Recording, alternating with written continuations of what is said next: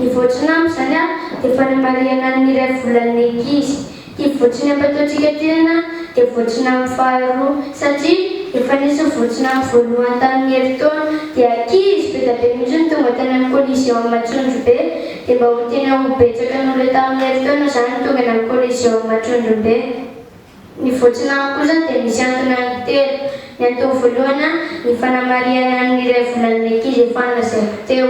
Ny antony faharoa ny fanamariana ny fetim-pirenena ary ny antony fahatelo indrindra kosa dia ny fanamariana ny andron'ny baiboly satria amin'ny 2 Janoy zany no atao io andron'ny baiboly io nefa mbola amin'ny koa ilay voatsinambo ny atao dia ny mandran'ireo sy izay dia mbola ho avy koa ny olona izay manana fahasembanana ny jamba ny marena ary ny mona ny tonga aty daholo zany rehetrarehetra zany dia ny mampiavaka anazy kosa dia ankizy daholo manao ny zavatra rehetrarehetra ny mampiditra olona ny manomboka fotoana mivavaka ary mitory teny koa dia ny ankizy daholo manao an'izay rehetrarehetra zany.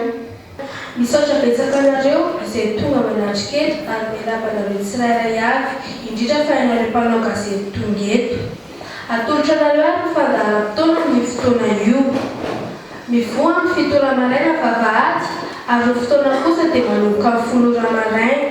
Io fotoana io dia mizara roa satria ny tapany voalohany dia fotoam-pivavahana ary tapany faharoa kosa dia fandraisana ankizy tsirairay avy anjara.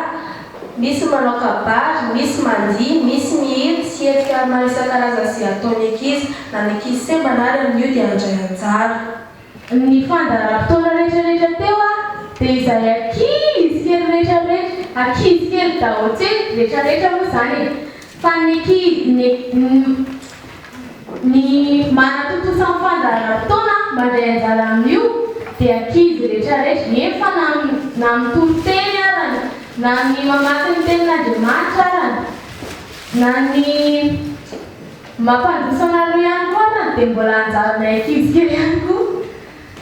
Dia mba mangataka aminareo zany izay ho avy any dia mba mangetahitany kokoa izay ankizy kely mba hitoro ny tenin'Andriamanitra aminareo, hitoro ny filazantsara aminareo fa tsy omena foana morony izay fa izay efa mba nomenareo anay izay mba toriana aminareo lehibe dia mba izay ankizy kely indray zany mba mitory aminareo lehibe.